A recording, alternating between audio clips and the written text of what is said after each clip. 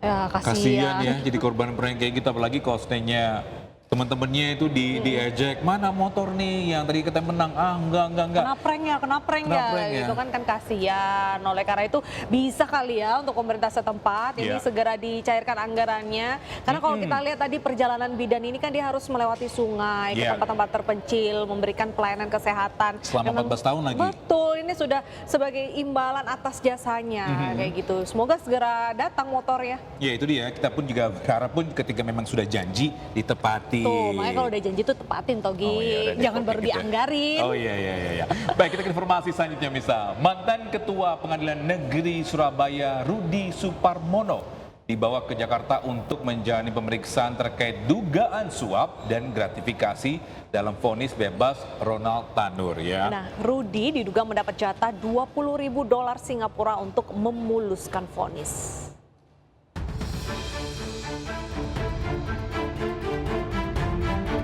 Rudi Suparmono tiba di Bandara Halim Perdana Kusuma sekitar pukul 16:50 waktu Indonesia Barat dengan pengawalan ketat dari Kejaksaan Agung. Saat menuju Kejagung, Rudi didampingi oleh Kasubit Humas Kejagung RI, Andri Wahyu Setiawan. Rudi hanya menunduk tanpa mengeluarkan pernyataan apapun.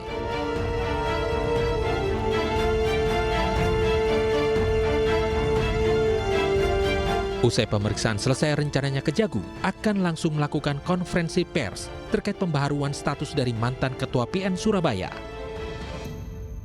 Sebelumnya, Rudi Suparmono diduga mendapatkan jatah suap dari putusan vonis bebas perkara Ronald Tanur sebesar $20.000 Singapura.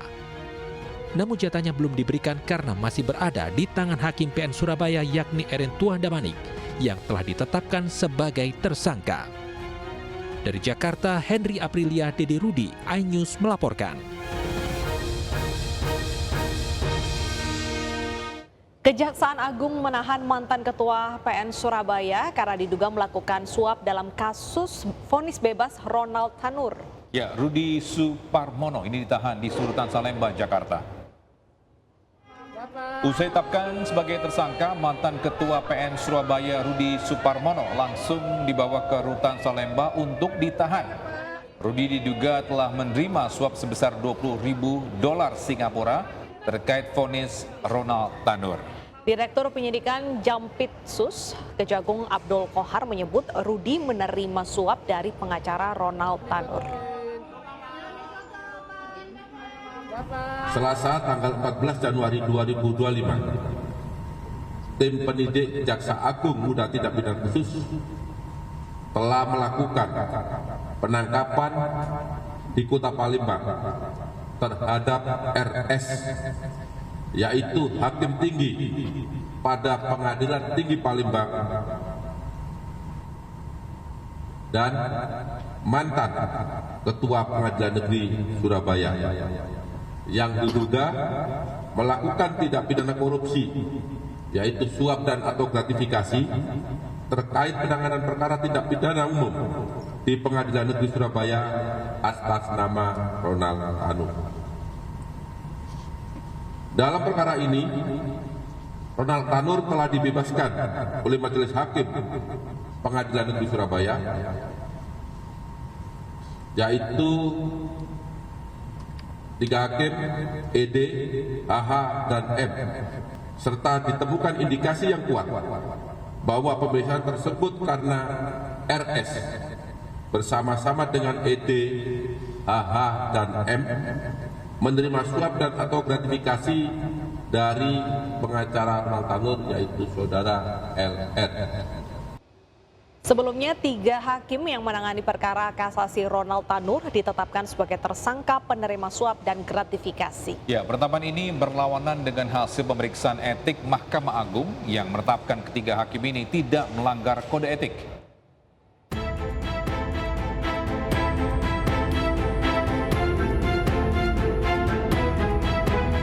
Pasca vonis bebas Ronald Tanur, Kejaksaan Agung menetapkan 3 hakim yang menangani perkara ini, yakni Erin Tuandamanik, Mangapul, dan Heru Hanindyo sebagai penerima suap dan gratifikasi dalam vonis bebas Ronald Tanur.